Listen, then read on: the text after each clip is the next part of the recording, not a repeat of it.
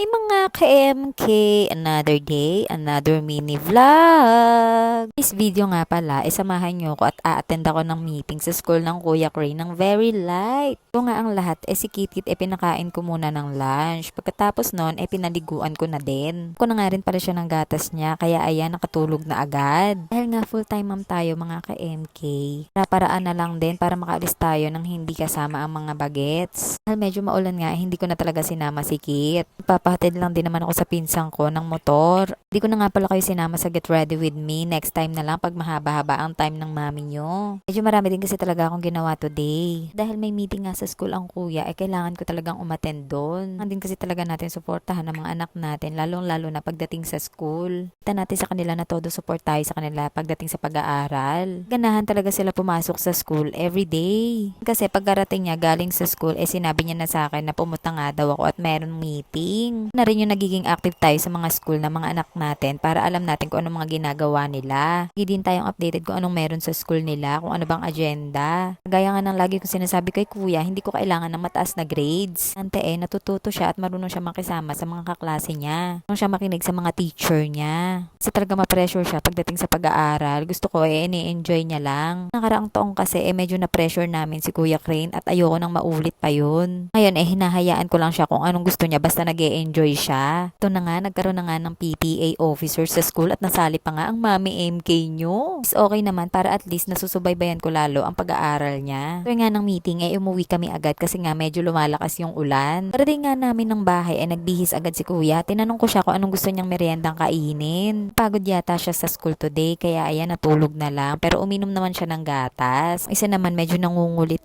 pa. Kaya hanggang dito na lang mga ka-MK. Thank you for watching. See you in my next vlog. Bye-bye!